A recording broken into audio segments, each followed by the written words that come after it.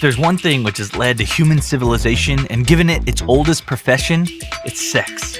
And while it has since then spawned an entire industry which focuses on increasing the sex drive, there are some little known things which can get you in the mood. Check out this list of some aphrodisiacs that you probably hadn't heard of.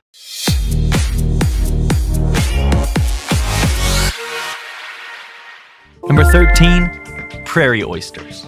No, they're not oysters. They are a dish prepared with bull's balls. And well, whoever thought of the dish didn't have to do much thinking. After all, what better way to increase your sex powers than by eating testicles? Also known as Rocky Mountain oysters, they are the centerpiece of Clinton, Montana's annual Testy Festy, where over 50,000 pounds of testicles are consumed, and there are wet t-shirt contests, and the Undie 500, and almost naked tricycle race. Kind of fits together, doesn't it? Number 12, foie gras. As exotic as the name sounds, the dish is probably even more so. That is because it's made from the liver of a duck or a goose, which has been force-fed for over 100 days. No wonder animal activists are so much against it, but the French, and indeed people all over the world, are in love with it. The fact that it's also an aphrodisiac might have something to do with that as well. And it's not easy to get your hands on it. Imagine having to place an order 100 days before you could actually eat it. The practice started with the ancient Egyptians and spread to Europe probably over nights of raunchy sex. Number 11, ambergris. We've all heard of Casanova and what he was capable of, and we've often wondered about his sexual prowess. Well, he had a secret, ambergris. And if you haven't heard of it as of yet, it's one of the most sought-after ingredients for perfumes as it helps them last longer. Casanova found a different use for it though. He mixed some powdered ambergris into his chocolate mousse. And while the effect of ambergris with chocolate is known to add to your life, Casanova and some recent studies have shown that it also works as a sexual stimulant. Ambergris is a waxy substance which is secreted by sperm whales. Yes, the name should give you a hint. It's mostly found in their shit and vomit. So why Casanova was experimenting with them in the first place is a mystery, but he did get superpowers in the end. Number 10, Spanish fly. Insects are often cringeworthy, but if someone was to tell you that they could help you get better sex, would you say no? Spanish fly does exactly that. Though why it has a fly in its name is anyone's guess, as it is made by crushing blister beetles. The beetles contain cantharidin, which is a defense mechanism for them, but it's a powerful aphrodisiac. It usually leads to priapism, which is basically a fancy term for a long and painful boner. But Spanish fly is very exotic, and it can often kill you, although you'll be horny when you die. The Roman Express Livia was believed to use Spanish fly on other people to make them commit sexual indiscretions. Well, if they did, they weren't entirely to blame, were they? Number 9, Avicenna's bird brain cake. Abu Ali al-Hussan ibn Sina, or Avicenna as he's more popularly known, came up with a weird recipe to get a turn on. It involves the slaughter of many birds to bake a cake which can quite literally make your sexual drive fly. The recipe's main ingredients are the brains of 50 birds and dove, yolks of 20 bird eggs, yolk of 10 spring rooster egg, the juice of pounded and crushed lamb, roasted onions, carrots, and a lot of butter. Well, that's almost an entire aviary if one thinks about it. Birds probably started migrating to get away from Avicenna. And while he was one of the foremost philosophers of Islamic custom, a healthcare provider, and an educationalist, one wonders how he came up with the idea of putting so many birds in one plate.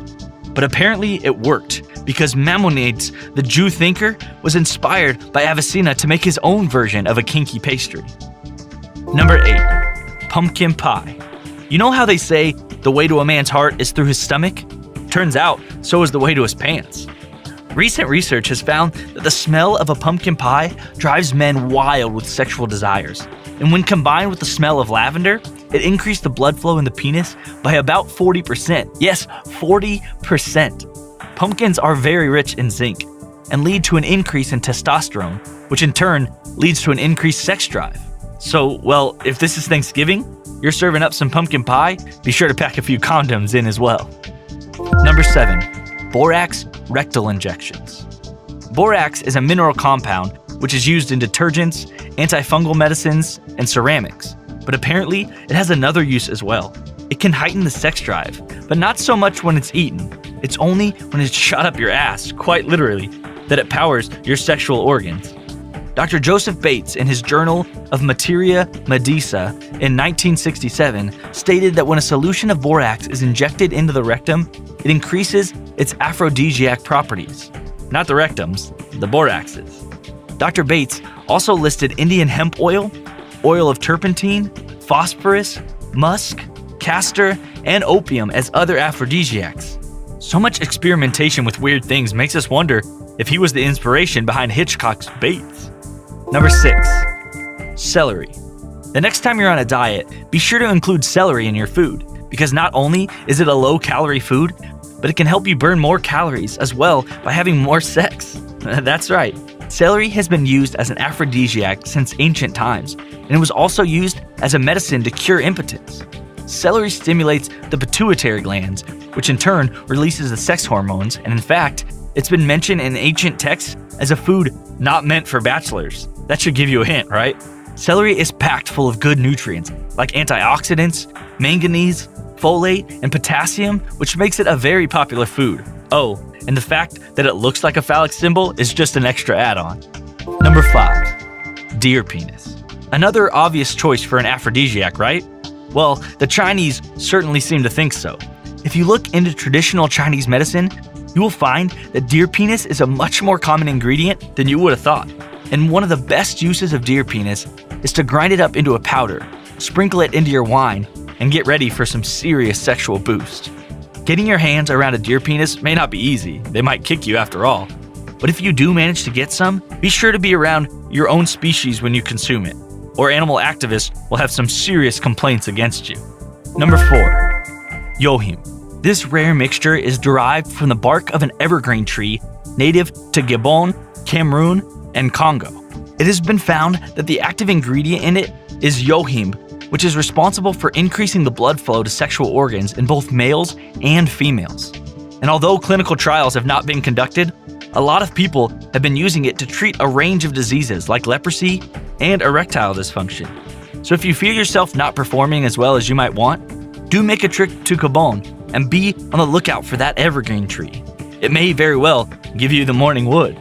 Number 3. Gladiator sweat.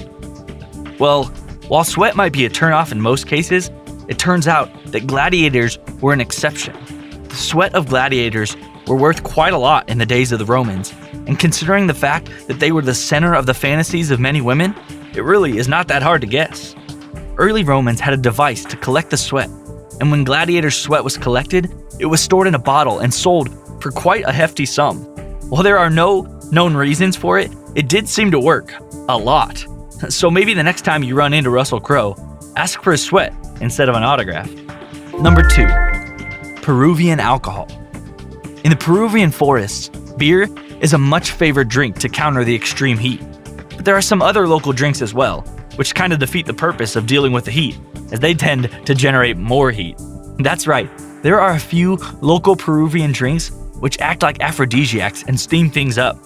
These local drinks are made by steeping local barks, roots, fruits, and berries in firewater, or aguardiente, for months on end, and apart from making you high, they also make you stiff. While most of these drinks are served straight, they are also very sweet, so they're mixed with ice and a slice of lime to cut that sweetness. But with the after effects of the alcohol being so interesting, we really don't think the taste would matter much. Number 1. Figs.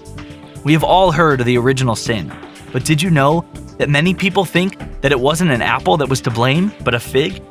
And reason seems to agree, since fig is a known aphrodisiac. No wonder that Cleopatra preferred it over other fruits. While the way a fig looks throws our imaginations into a tizzy with its shape resembling that of a woman's vagina, their scent and texture is also very sensual. No wonder that it's been associated with sex in many cultures, and in fact, the ancient Greeks considered a symbol of love so much so that the arrival of a new fig crop started a copulatory ritual. Now that is what the fig farmers would call the fruits of labor. Some of the other honorable mentions in the list of foods that turn you on are pomegranate, bananas, watermelon, chilies, asparagus, and chocolates. And while not all of them may be scientifically proven to be aphrodisiacs, history tells us otherwise. And even if it's just a placebo effect, the screams are not really of protest, are they? These are just some of the aphrodisiacs that have been used by people over the ages, and we wouldn't blame you if you wanted to try some of them out for yourself. But be a little careful though, before you bite off more than you can chew.